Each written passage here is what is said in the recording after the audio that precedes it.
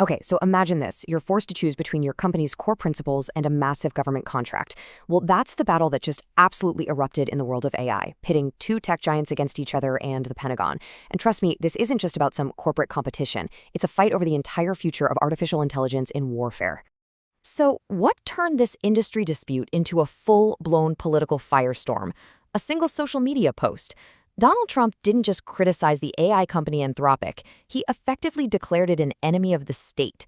He framed them as a radical group trying to sabotage the military. The language, it was designed to be explosive. But what was Anthropic actually asking for? And just like that, the battle lines were drawn. You've got Anthropic, their main rival OpenAI, and the US government. And at the heart of all of this, a really simple question. Who gets to decide how AI is used in a war? Well, the government's answer came down like a hammer. In a move that's pretty much unprecedented, all federal agencies were ordered to stop using Anthropic's technology. Now, the official reason was national security, but the message to the tech industry was brutally clear. Your ethics are not welcome here. So what were these supposedly radical rules that triggered such a massive reaction? Let's take a look at what Anthropic was actually standing for. This wasn't some blanket refusal to work with the military. It was way more specific than that. And here's the nuance that kind of got lost in all the politics. As you can see, Anthropic wasn't anti-military at all. They were totally fine with supporting things like logistics, analytics, and defense systems. They just drew the line at two specific things that were already in their terms of service: using AI for fully autonomous weapons and using AI for mass citizen surveillance. That was it. Those were the red lines. The government's ban sent shockwaves through the industry. And look, this quote isn't from some anti-government activist. It's from a former senior AI advisor in the Trump administration. His take was blunt. This move makes the US uninvestable for AI companies. The precedent it set was terrifying. A company could be punished simply for having ethical guardrails. Okay, so just as this crisis was hitting its peak, the story takes a sharp turn. Anthropic's main rival, OpenAI, enters the scene, and their actions over a single 24-hour period were, to put it mildly, pretty dramatic. This 24-hour timeline is just going to give you whiplash. In the morning, OpenAI CEO Sam Altman is publicly calling for dialogue, not threats, from the government. A clear show of support for Anthropic, right? But by that evening, OpenAI announces it has secured a major deal with that very same Pentagon to put its models on classified military networks. So the crucial point is how they did it. At first glance, it looked like OpenAI got the same ethical terms Anthropic wanted. But the devil is always in the details. When it came to autonomous weapons, Anthropic insisted that a human had to make the decision in real time. OpenAI's contract, though, just talks about human responsibility. And as legal experts quickly pointed out, that little phrase creates a massive loophole, where a system could act all on its own, and a human could just sign off on it after the fact. And we see the exact same pattern on surveillance.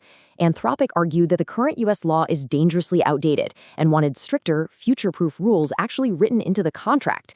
And OpenAI, well, they simply agreed to operate within the law, which basically endorsed a status quo that a lot of critics find really alarming.